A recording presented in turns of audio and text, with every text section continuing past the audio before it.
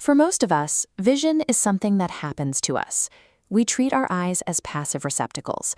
We open them, light enters, and the world appears. Staring at flat screens and artificial lighting for hours forces our eyes into a static state. This leads to accommodative rigidity, a condition where the ciliary muscles lose their ability to easily shift focus between near and far objects and results in chronic physical strain. Our modern visual environment also promotes visual hypervigilance. Visual hypervigilance is a continuous, subtle state where the brain rapidly scans the immediate surroundings for hidden threats. Standard vision therapies often ignore these environmental factors. They rely on a medicalized isolation of the eyes, treating them as biological components completely disconnected from the rest of the body's systems. Treating vision as a passive, isolated function directly affects the autonomic nervous system. The autonomic nervous system controls our unconscious bodily functions, and poor visual habits can lock it into a chronic state of fight or flight anxiety. This is the Tibetan eye chart. Developed by monks, it actively trains visual acuity. Practitioners placed their nose near the center, then moved their eyes along these complex shapes to exercise their extraocular muscles through a full range of motion. 50 years ago, a practitioner named Christopher McClure discovered a more dynamic application of this concept. The physical paper chart is unnecessary. The active movement of the eyes builds the skill. He refined this into an action called contour tracing. You slowly and deliberately move your gaze around the physical edges of everyday objects in your environment. By making the entire three-dimensional world the training chart, vision evolves from passive reception into a conscious, kinetic performance. To be effective, this kinetic eye movement must be physically grounded. Without a physical anchor, the exercise remains purely mental, and the eyes disconnect from the body.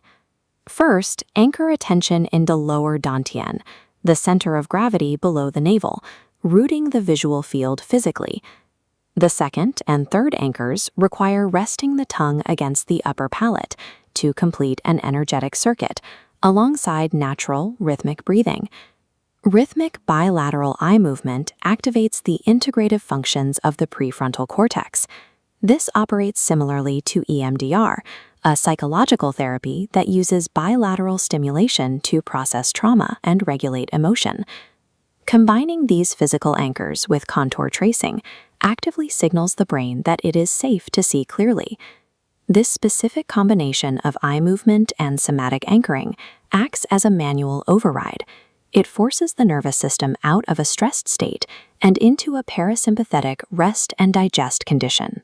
Fascinatingly, the boundary sharpening effects of this kinetic practice also extend directly into the internal mental space of the practitioner.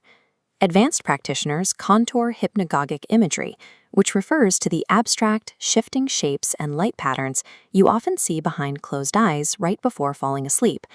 Tracing these internal shapes helps map the mind's eye and builds visualization skills.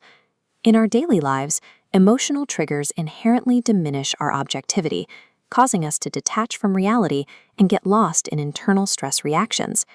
The method includes a living world micro-practice for these exact moments. By immediately contouring the edges of any nearby object when triggered, you use focused attention to reestablish a felt sense of physical safety. This approach turns your surrounding environment into an accessible practice space.